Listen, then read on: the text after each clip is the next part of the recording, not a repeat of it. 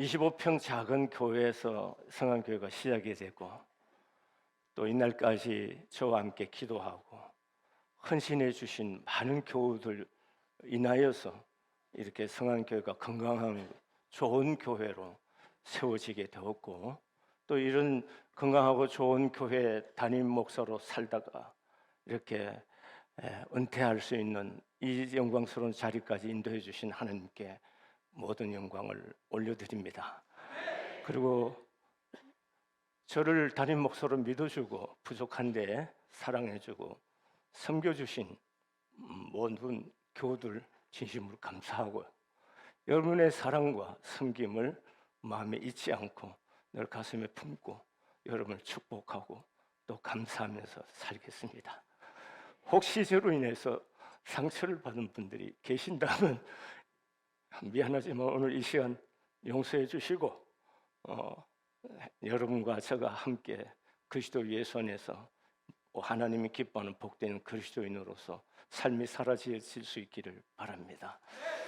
사실 오늘 담임 목사의 설교가 마지막인데 무슨 설교를 해야 되나 한데, 여러분에게 설교한다기보다는 이제 이렇게 인생이 끝자락에 있는 것처럼 내 삶이 마지막 졸업하는 날이 있잖아요. 졸업해서 아버지께 갈 때, 그때까지 나는 어떻게 삶을 살아야 될까 하는 그런 내 자신의 어떤 다짐과 또 나를 향한 어떤 결심, 그런 마음으로 일설교를 제가 준비를 했고, 그리고 담임 목사로서 마지막 우리 교우들에게 신앙생활을 어떻게 했으면 좋겠는가 하는 부분에 대해서 여러분에게 함께 은혜를 나누고자 합니다. 예수님께서 이 땅에 오시기 700년 전에 하나님께서는 이사야 선지자를 비롯해서 여러 선지자들을 통해서 이미 말씀했습니다.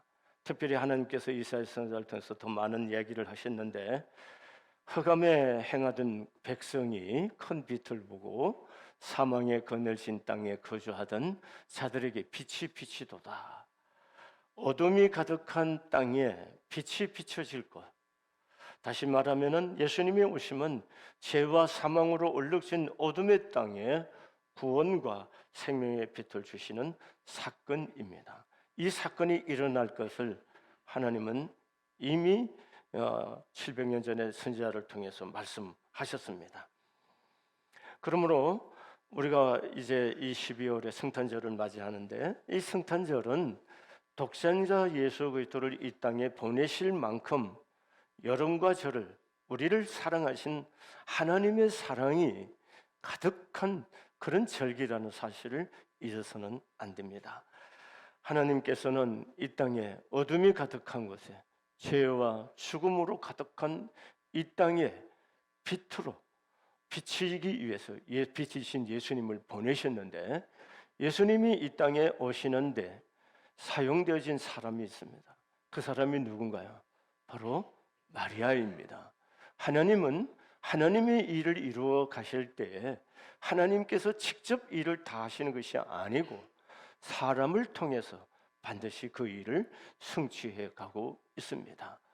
오늘 또 하나님은 우리 사람을 통해서 하나님이 기뻐하시고 선하신 뜻을 이루어 가기를 소원하고 있습니다. 오늘 우리가 예수님이, 빛이신 예수님이 이 땅에 오셔서 하늘과 땅을 잇는 이 이음의 통로가 되어주신 마리아, 이분에 대해서 우리가 함께 좀 은혜를 나누고자 합니다. 마리아가 정말 그런 만한 인물이냐는 거죠. 사실은 아무 이름도 없는 무명의 처자입니다. 그런 그가 하나님 앞에 이렇게 복되게 쓰임 받은 것은 마리아의 어떤 것이 아니고 하나님의 전적인 은혜라는 겁니다. 오늘 28절의 말씀에 보면 은혜를 받은 자여 평안할지어다. 30절 말씀에서도 내가 하나님께 은혜를 입었느니라 이렇게 말씀하십니다. 마리아는 하나님으로부터 은혜를 입은 사람 여인이었습니다. 은혜를 입은 사람. 여러분 교회에 오면은 자주 쓰고 많이 쓰는 용어가 은혜라는 말입니다. 은혜가 무엇인가요? 전혀 받을 만한 자격과 조건이 없음에도 불구하고 하나님의 뜻과 영광을 위해 선택되고 쓰임받는 그 모든 것들이 다 하나님의 뭐다? 은혜라는 것입니다. 전혀 받을 자격이 없는 사람입니다. 그만한 인물이 아니라는 거죠. 여러분, 마리아는 인간적인 조건으로 볼 때 정말로 예수님을 잉태할 만한 인간적인 기준에서 그만한 사람이 못 됩니다. 그 당시 예루살렘의 귀족 가문의 교수도 아니고 교육을 많이 받은 그런 엘리트 집안의 처자도 아니고, 여러분, 갈릴리 변방의 나사렛 산골 처녀입니다. 또 요셉이라는 목수 직업을 가진 아주 평범한 남자와 약혼한 그런 산골 촌 아가씨인 겁니다. 그럼에도 불구하고 마리아는 하나님의 뜻을 이 땅에 이루는 가장 중요한 축복의 통로로 쓰임 받기 위해서 하나님께로부터 선택된 사람이었습니다. 이것은 마리아의 의지와 아무 상관이 없습니다. 하나님의 주권적인 선택에 의해서 이루어진 선물과 같은 것입니다. 그러므로 은혜는 반드시 먼저 그분의 선택이 있다는 것입니다. 여러분, 여기 계신 여러분과 제가 오늘 이 자리에 그냥 우연히 온 것이 아닙니다. 여러분과 제가 어쩌다가 예수님을 믿어서 할렐루야 아멘 하고 그런 신자가 된 것이 아니다는 것이죠. 바울 사도께서 에베소서 1장에서 말합니다. 그 창세 전에 그리스도 예수 안에서 우리를 택하사, 언제요?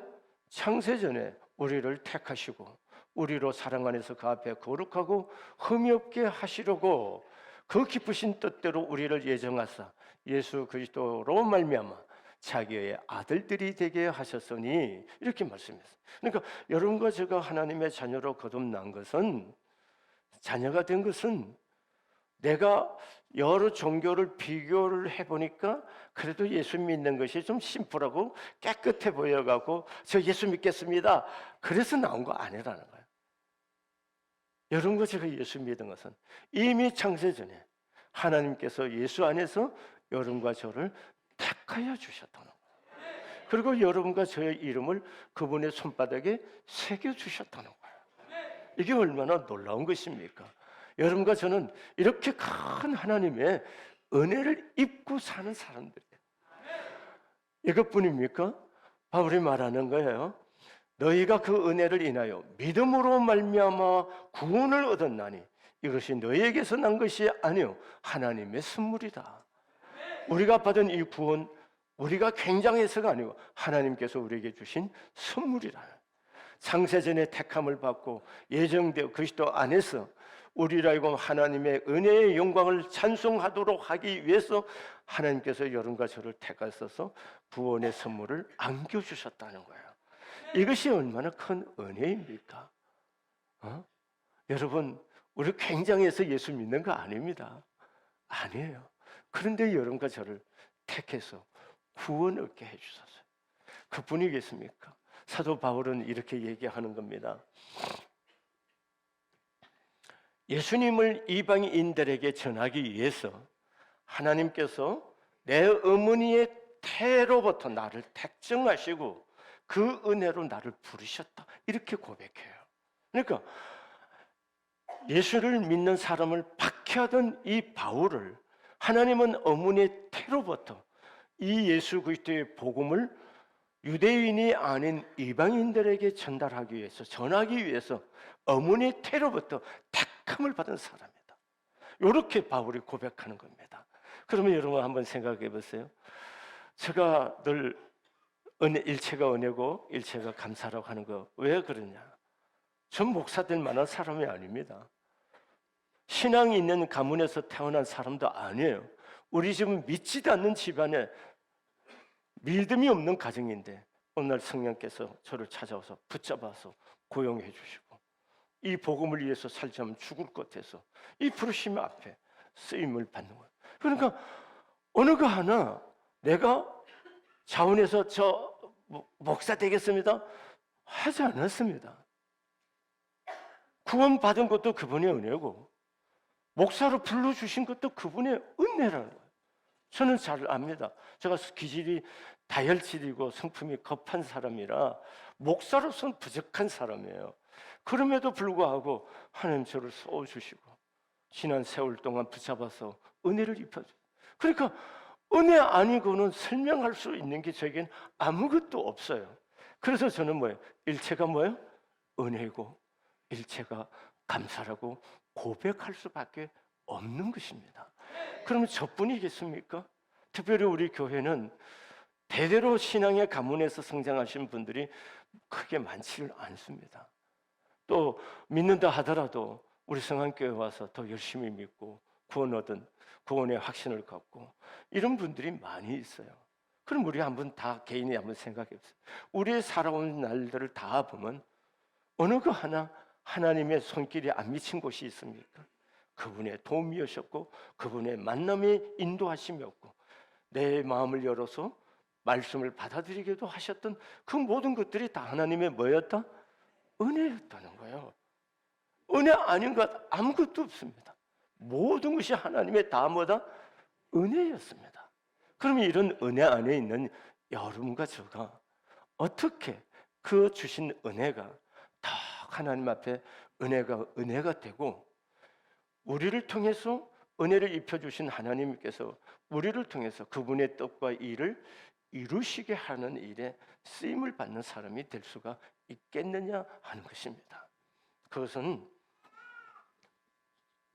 우리가 믿음으로 응답해야 합니다. 하나님의 은혜에 뭘로 응답해야 돼요? 믿음으로 응답하는 거예요. 믿음으로. 마리아는 약혼은 하였지만 결혼하지 않는 상태입니다. 그런데 처녀인 자기 몸에서 아들을 낳는다는 것은 이건 상상도 할 수 없는 이야기입니다. 처음에는 마리아도 이 사실을 믿기지 않았고 믿을 수가 없었고 받아들일 수가 없었습니다. 어떻게 처녀가 애를 갖는다는 거예요? 있을 수가 없는 거죠. 그 고대사에서. 그래서 마리아가 얘기합니다. 사내를 알지 못하는 나에게 어찌 그런 일이 있을 수 있느냐고 반문합니다. 그때 천사가 이렇게 대답합니다. 성령이 내게 임하시고 지극히 높으신 이의 능력이 성령이 임하고 그분의 능력이 너를 덮으시리니 이러므로 나실 바 거룩한 이는 하나님의 아들이라 일컬어지리라 이렇게 말씀합니다. 그리고 나서 천사가 예를 들어줍니다. 네 친족 중에 엘리사벳이 있지 않느냐? 네가 알듯이 엘리사벳은 원래 잉태하지 못하고 나이 많이 늙었잖아. 그런데 그가 지금 잉태해서 지금 6개월이나 되었다. 이렇게 말씀해요. 왜? 하나님의 능력이 함께 할 때 세상으로는 인간으로는 할 수 없는 그 일이 엘리사벳에게 일어났다는 거예요. 이 말씀을 들은 마리아는 그 말씀에 대해서 확신을 하게 되었고 인간의 힘으로는 불가능하지만 성령이 임하시고 지극히 높으신 이의 능력이 임하면은 가능하다는 그 하나님의 말씀 앞에 그 말씀을 받아들이는 거예요. 그럼 여기서 생각해 보세요. 믿음이 뭔가요? 믿음은 하나님의 말씀을 수용하는 거예요. 받아들이는 겁니다. 여러분, 우리가 오랜 세월 동안 예수를 믿는데 왜 우리의 삶 속에 그리스도의 변화가 안 일어날까요? 그 이유가 여러 가지가 있겠지만 주의 깊게 잘 보면 그 본질에는 무엇이 있느냐면 우리가 하나님의 말씀을 하나님의 말씀으로 내가 마음으로 받아들이지 않나요? 그렇기 때문에 그 말씀이 나를 통해서 변화를 일으킬 수가 없는 거예요. 이게 너무 중요합니다.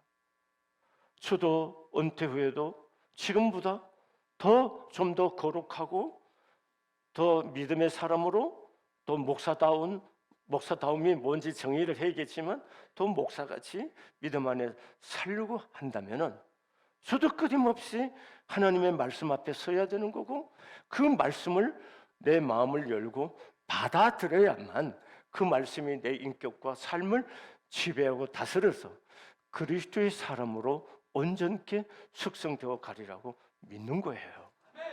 그러면 여러분 생각해 보세요.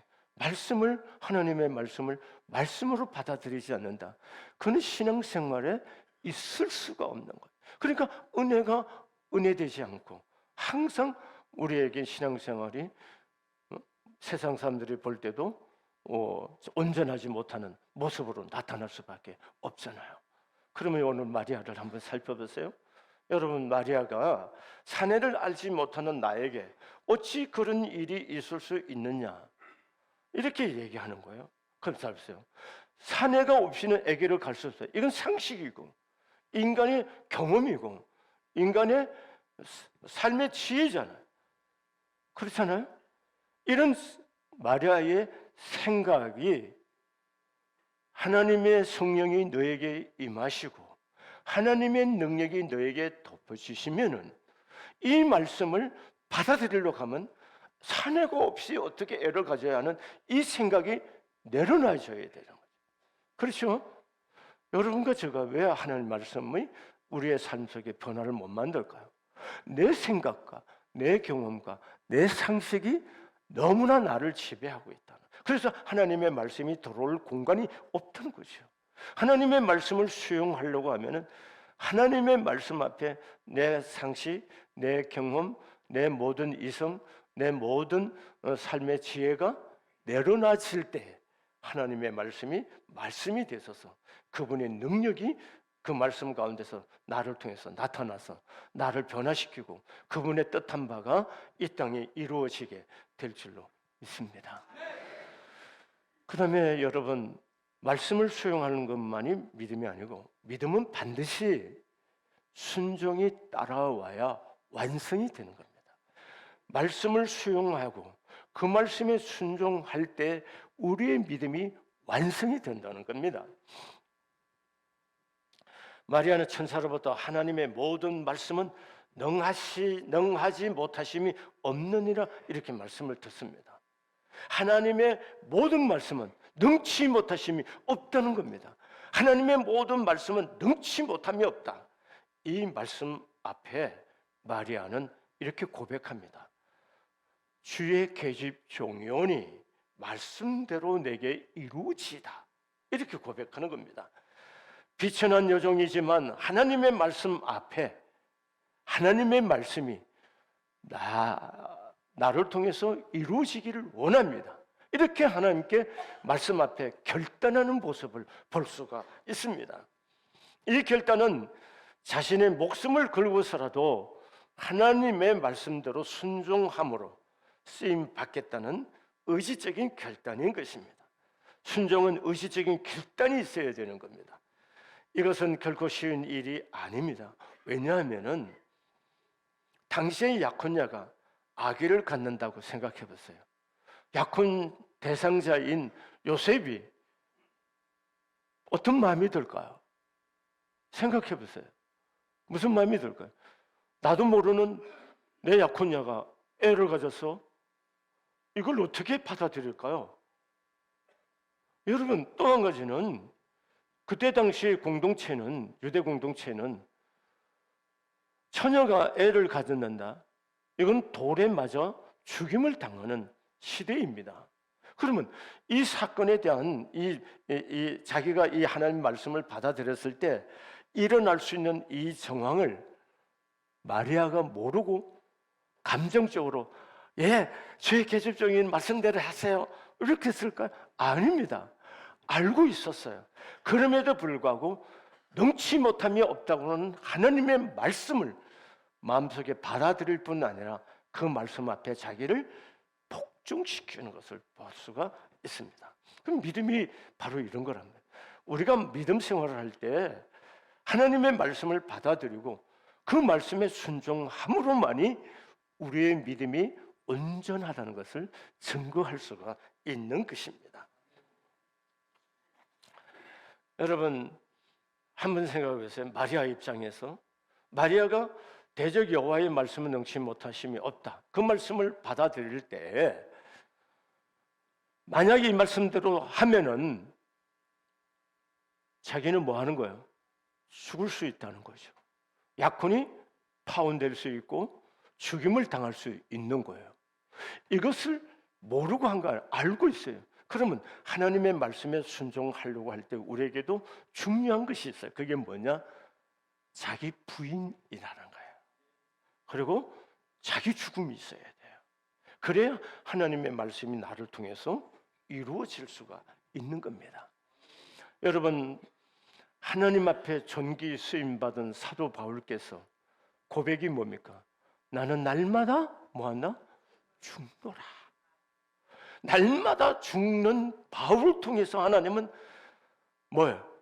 로마에까지 복음을 전하는 놀라운 역사를 하나님께서 바울을 통해서 이루신 거잖아요. 사랑하는 교회 여러분, 우리가 하나님의 말씀에 순종하려고 할 때 자기 부인과 자기 죽음이 없이는 순종이 있을 수가 없고 하나님 그분이 하시고자 한 뜻과 목적을 이루어낼 수가 없다는 겁니다. 저의 남은 삶도 또 우리 사랑하는 교회 여러분들도 우리가 믿음의 길을 포기하지 않고 가려고 한다면 이걸 잊지 말자는 겁니다. 신앙이 뭐냐는 거예요.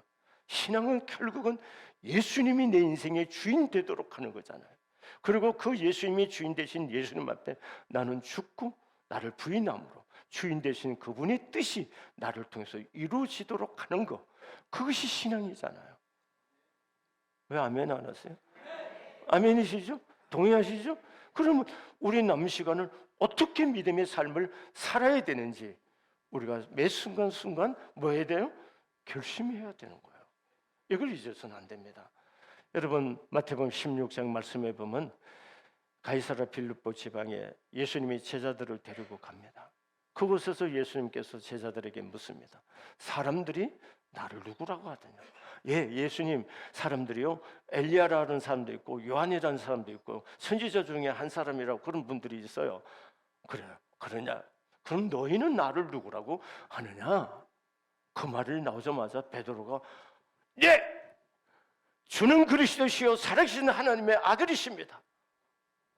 그 말을 들은 예수님이 너무 감동을 먹는 거예요.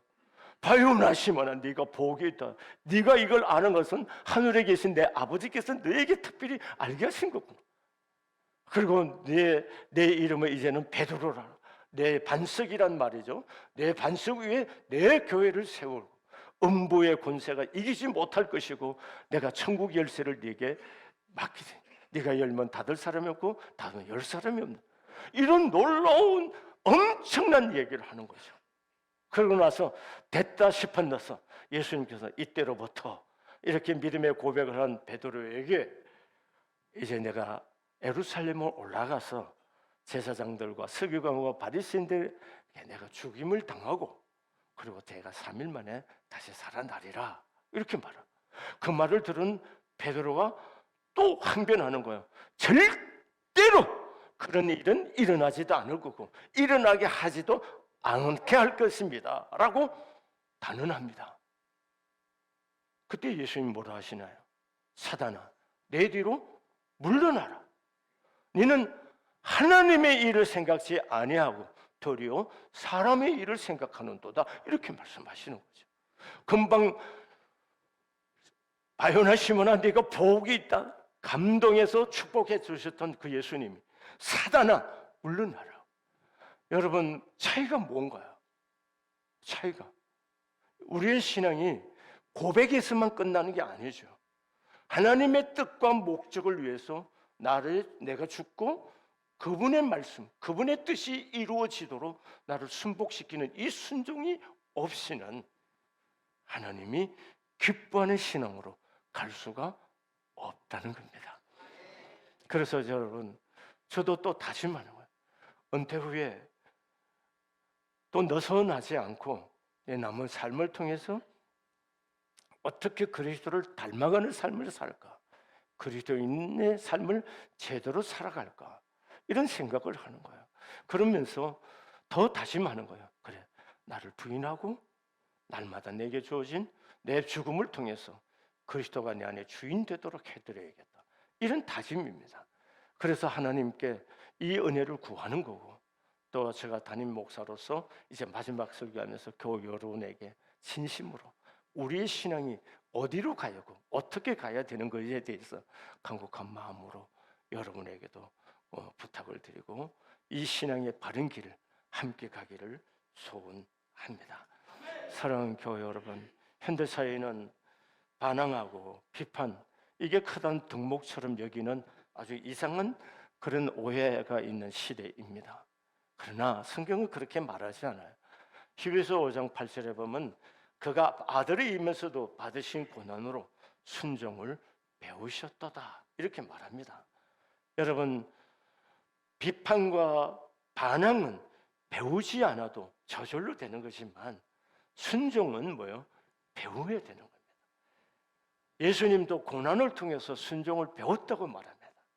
주께서 우리에게 순종의 체질을 만들기 위해서 우리에게 고난을 주신, 여러분 혹시 고난 중에 있다면은 내가 왜 이래야 되냐 이렇게 생각하지 마시고, 나로 더 하나님 앞에 순종의 사람이 되게 하려고 하나님 지금 나를 만지시고 계시구나 이렇게 생각하시면은 은혜가 될 것이고, 더 하나님을 향한 마음의 열심이 일어나게 될 줄로 믿습니다. 여러분과 제가 우리 주 예수, 여러분 우리 다 졸업하는 날이 있어요. 어디 졸업할 때요? 이 세상을 졸업하는 날이 있습니다.